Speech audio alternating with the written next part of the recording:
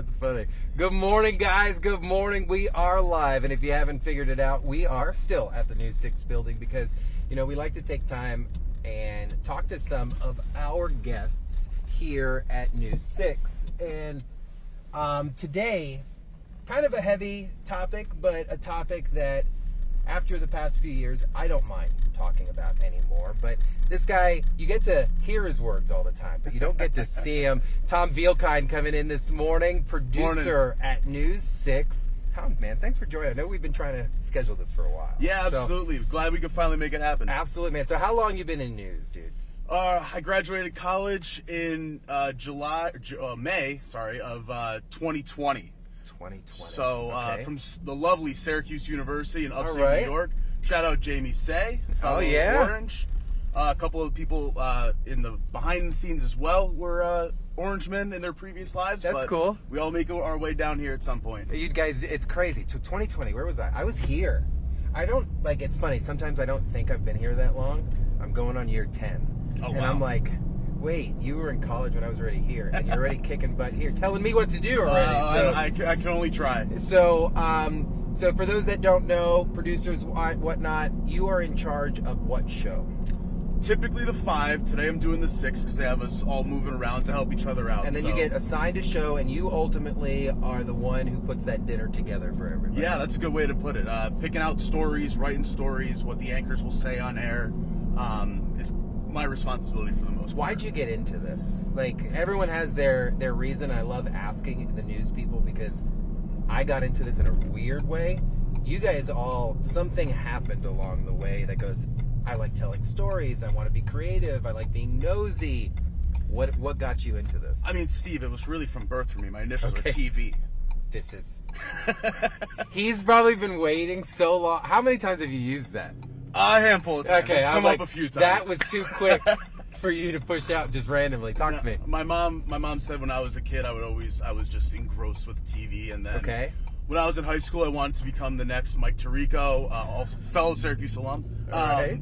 And then I saw myself on TV for the first time in college, and I was like, no, that's not for me. Okay. I got a face for radio and a voice for newspapers, what I like to say. So I fell in love with producing. I loved the aspect of control over a show and really getting to shape what a show looks like and inform people. I've always loved telling people, running downstairs, telling my dad, did you see this last night in the game? Here's what's going on social media. So I've always loved... Like being in the know. I always loved being in the know and telling people about what's going on. And so producing was kind of just a natural fit for me. I think it's the best job in the world. I think that's kind of cool. And, you know, sometimes I sit back, and it's funny because for us, for you guys watching, they call us talent. We're not talented by any means, but that is the term. And there are some of us who like to think we're in charge sometimes. And it's these guys that come into you real quick and humble you, because it's a big team effort. Because Teamwork, at the end of the day, if I'm not on 100% and he's not 100%, the show just can't equal 100%. So there's a lot of working together. Yes, absolutely. But everyone has a journey, and we're here to talk about it is childhood awareness, childhood cancer awareness for September. Today's the last day of September, and obviously, if we're talking about it, someone in the car was involved with it. And Tom, that was you, man. Yeah.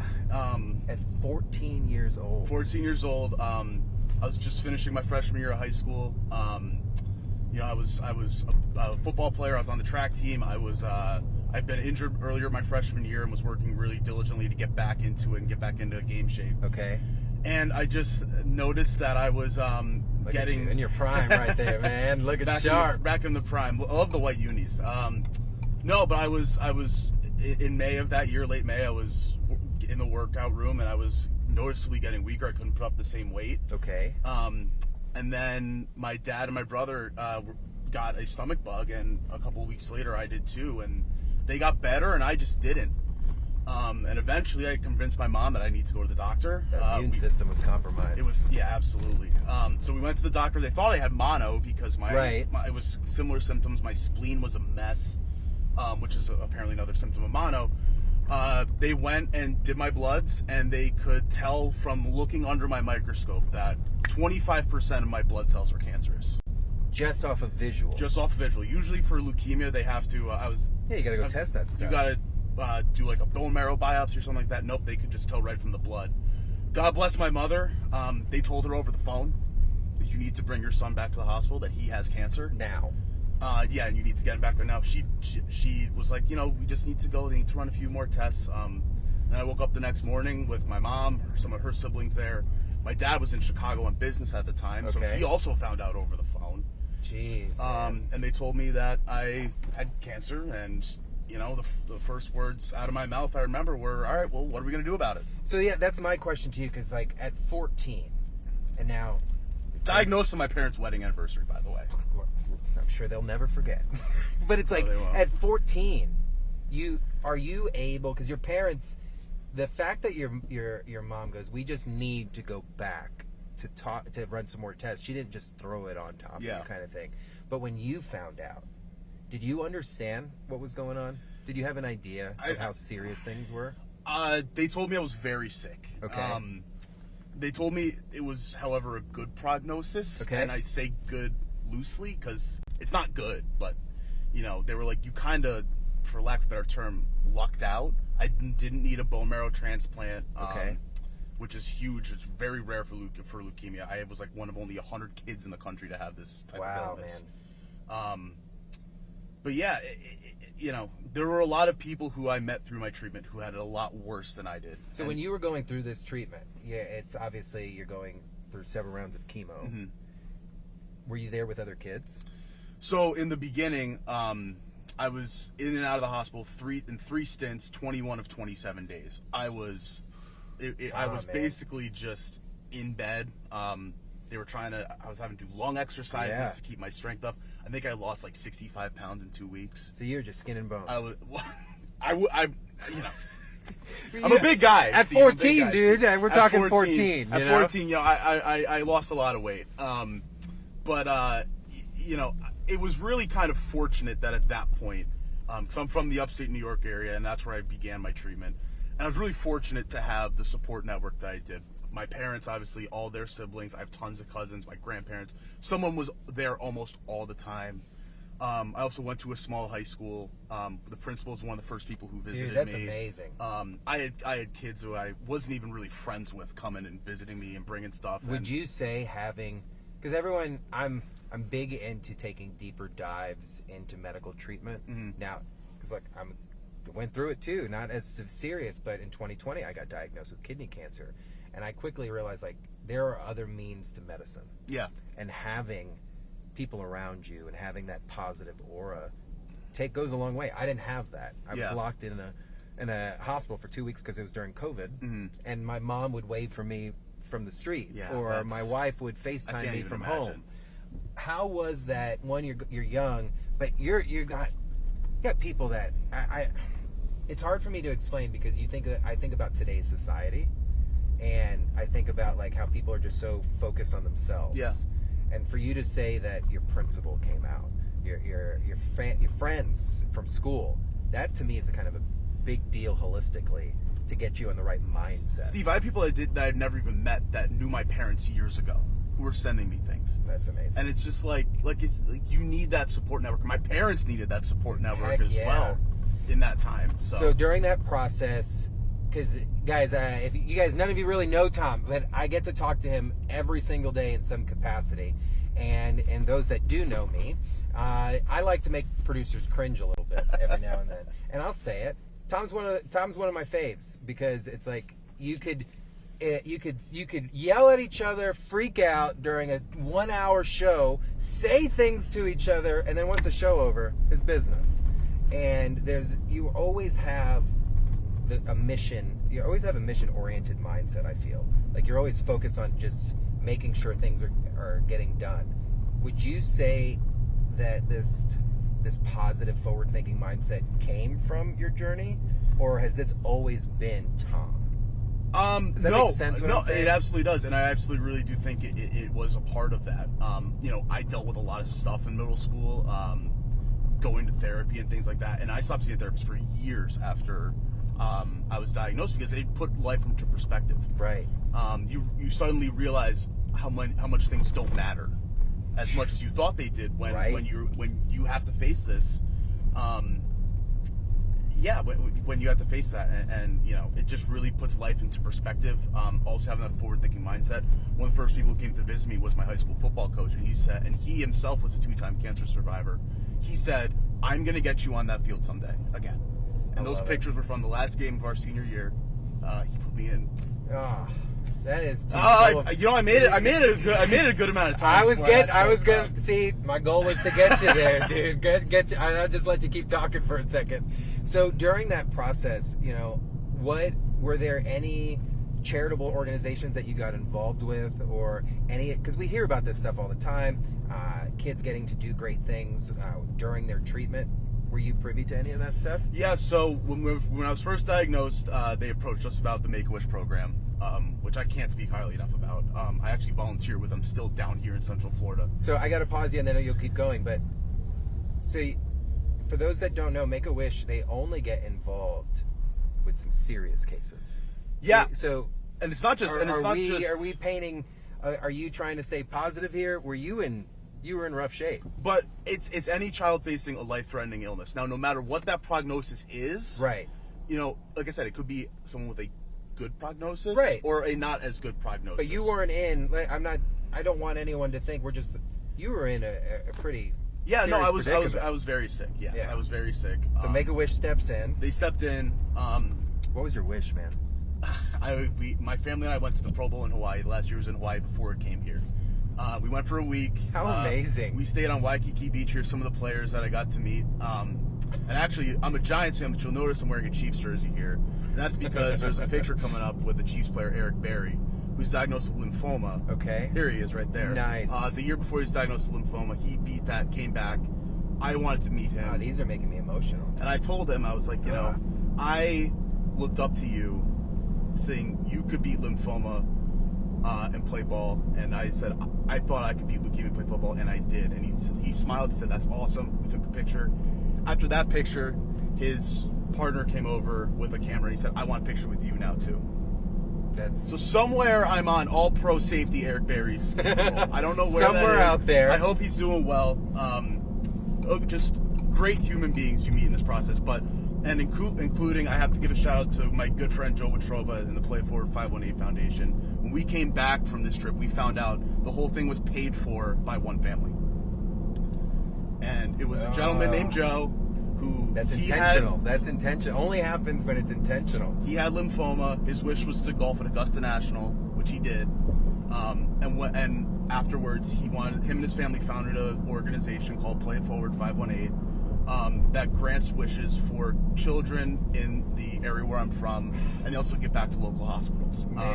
So they do a charity golf tournament every year. The first golf tournament they did, I was the wish recipient, and I've gone back every year and golfed in it. And it's got to be awesome. They hit $250,000 this year. But I say that, Steve, because there's organizations like that all over the place, including here in Central Florida. Big, small. There's so many. Make-A-Wish is huge. Give Kids the World Village is huge. But there's also families doing... They're incredible, too. There's also families doing stuff, too, locally, that, you know, they're there if you want to look for them. So what are you doing locally? Oh, look, they're running speed enforcement out there. I knew I was going to turn around for a reason. So what are you involved? You said you still volunteer with Make-A-Wish? Yeah. How do, if someone wanted to get involved with Make-A-Wish, you can just volunteer your time? Yeah, you know, there's a lot of training that you have to go through and stuff like that.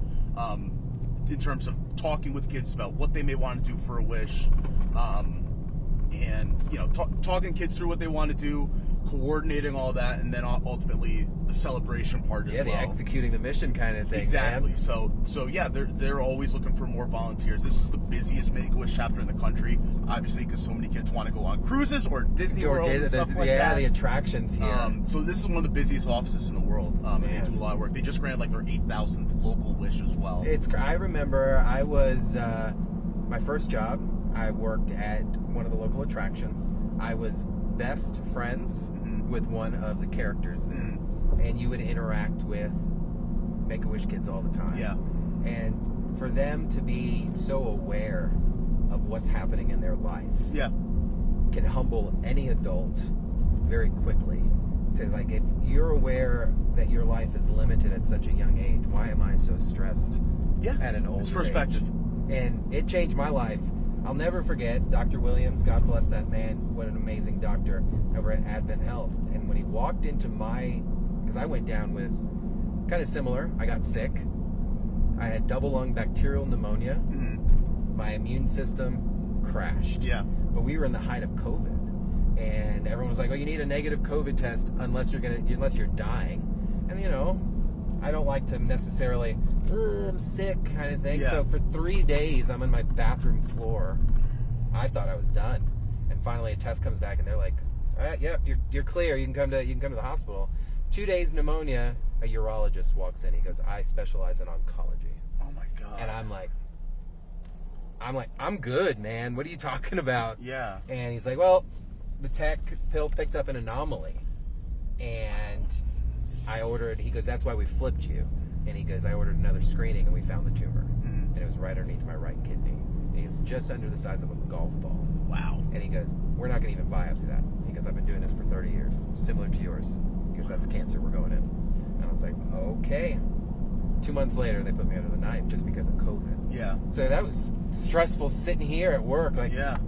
Traffic's great. I had Golly, cancer. I can only imagine. Now, for you, I would have never known when you told me you had cancer. I was shook, just because of how you carry yourself. What's the mission now for you? Why? What's your goal? What's the life goal? Yeah, you're a producer. You do things. I don't think we live to work. Like this, I'm Trooper Steve, but I'm not Trooper Steve. Yeah. You know what I mean? Does that make sense? Like, we don't live for our jobs. What's your perspective on things? Like, what's your why now? I just want people to really understand what makes any kind of childhood cancer different. Okay. Because, you know, right now, if I were to get horrible news, I'd take time off of work, I would deal with it, I'd have my support system, and we'd move on. But when you're a teenager, when you're a kid, you're missing school, you're missing your friends, you're missing sports, dances, proms, life events. You're missing life events. And, you know, there's a social aspect of that. And then there's also, you know, CBS actually just put out a study that said, you know, now 85% of kids diagnosed with cancer live past 5 years, which is great. That's amazing. There's more than 500,000 people living in this country right now who have beaten cancer when they were diagnosed under the age of 20. But what they're finding now is a lot of times to get these kids cured and healed, there's more impacts later in life. Okay. I was told by my doctor I may not be able to have kids because of the treatment I went through at a young age. Yep. Body's still developing. My brain was still developing. I was getting blasted with radiation. You're conducting permanent damage while which you trying have to cure. to do. You have to do it. Right. So it's a trade-off that you take 10 times out of 10.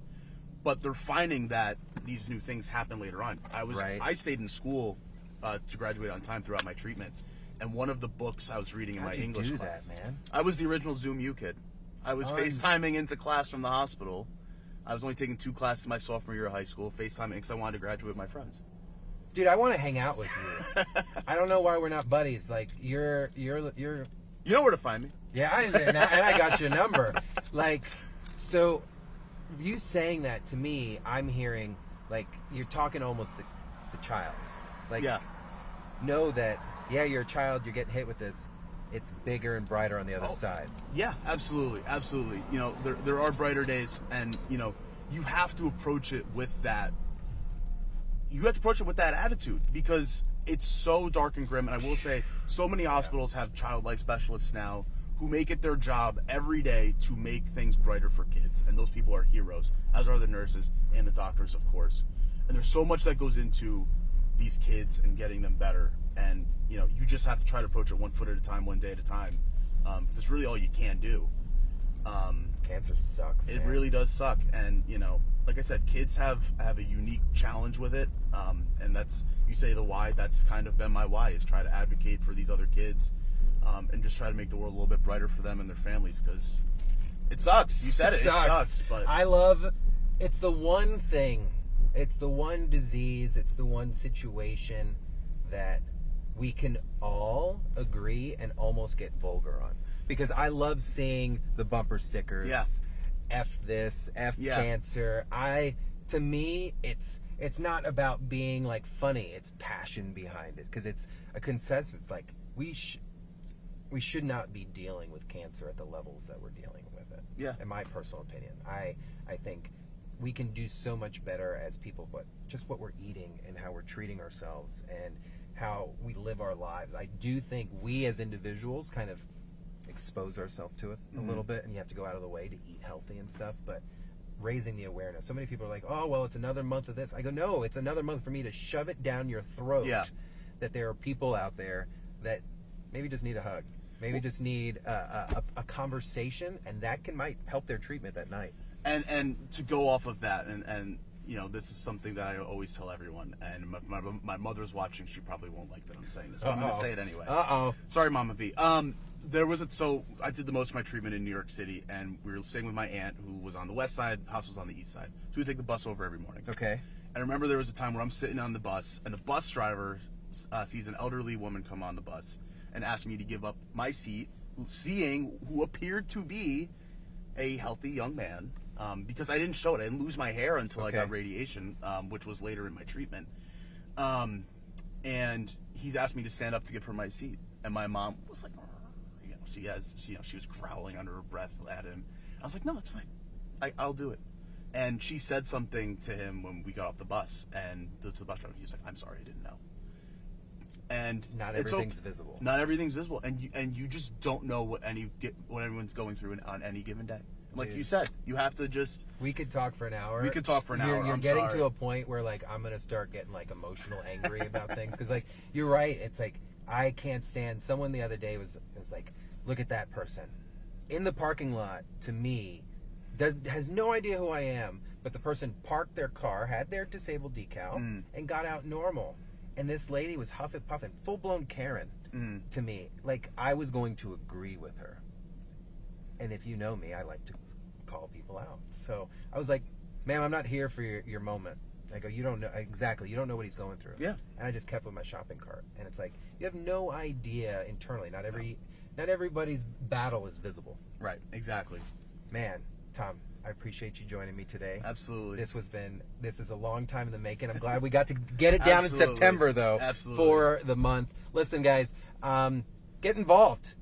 There's so much things going on in this community, like Tom said, whether it's Make-A-Wish, whether it's Give Kids the World, or there's so many grassroots organizations here, Orange County, Seminole, Osceola, Brevard Lake. Central Florida is big. We got 9 counties out in this area. So it's all about you taking effort to find these things. Yes. Get in touch with your local hospital. They have contractors that have organizations and stuff.